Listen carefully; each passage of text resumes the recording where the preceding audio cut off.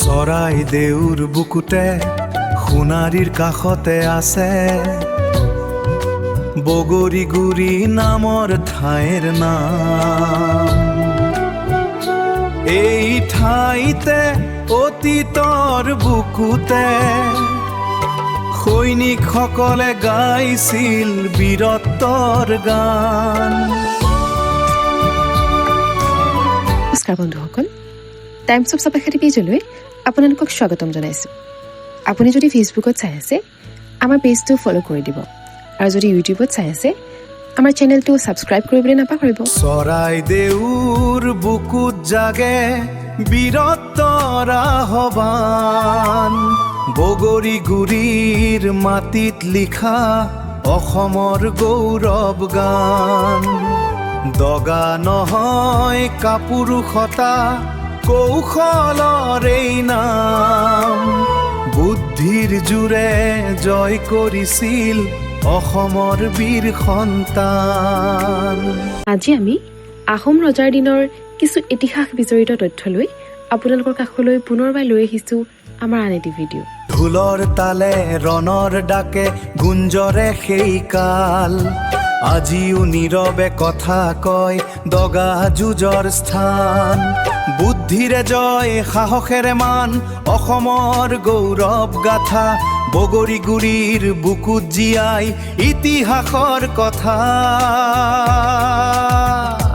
চৰাইদেউ জিলাৰ সোণাৰী নগৰৰ পৰা প্ৰায় 4 কিলোমিটাৰ নিলগত বৰ্তমানৰ চৰাইদেউ ডাইট তথা সোণাৰী বেছিক ট্ৰেইনিং চেণ্টাৰৰ ওচৰতে ভজগাঁৱৰ বগৰীগুৰিত অৱস্থিত অসমৰ এক অজ্ঞাত ঐতিহাসিক স্থান দগাযুঁজস্থলী বা দগাযুঁজ ৰণকৌশল ক্ষেত্ৰ।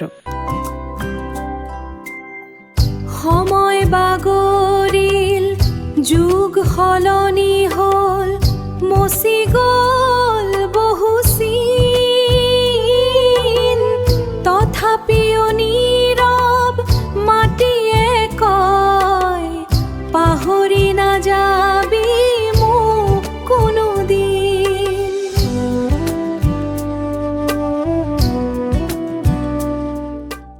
আপুনি বিশ্বাস কৰিবনে, চৰাইদেউ জিলাৰ সোণাৰীৰ সমীপৰ বগৰীগুৰিৰ এই নীৰৱ ঠাইখিনি এদিন যুদ্ধৰ কৌশলৰ কুচকাৱাজৰ সাক্ষী হৈছিল।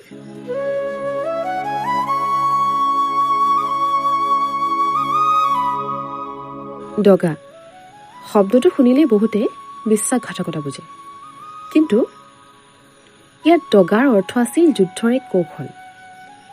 শত্ৰুক শক্তিৰে নহয় বুদ্ধিৰে কেনেকৈ পৰাস্ত কৰিব পাৰি তাৰেই প্ৰশিক্ষণ, অৰ্থাৎ গৰিলা যুদ্ধ। স্থানীয় জনশ্ৰুতি অনুসৰি আহোম সৈনিকসকলে এই মাটিত যুদ্ধৰ বিভিন্ন কৌশল, আত্মগোপন, আকস্মিক আক্ৰমণ আৰু শত্ৰুক বিভ্ৰান্ত কৰাৰ অনুশীলন কৰিছিল। সেইবাবেই এই ঠাইৰ নাম হৈ পৰিছিল দগাযুঁজস্থলী। প্ৰায় 124 বিঘা মাটিকালি এই বিস্তৃত অঞ্চলটো আজিও আহোম সাম্ৰাজ্যৰ সামৰিক গৌৰৱৰ নীৰৱ সাক্ষী। স্থানীয় ইতিহাস অনুসৰি স্বৰ্গদেউ চক্ৰধৰ সিংহৰ শাসনকালত মোগলৰ বিৰুদ্ধে যুদ্ধৰ বিশেষ কৌশল শিকোৱাৰ বাবে এই প্ৰশিক্ষণস্থলী গঢ়ি তোলা হৈছিল।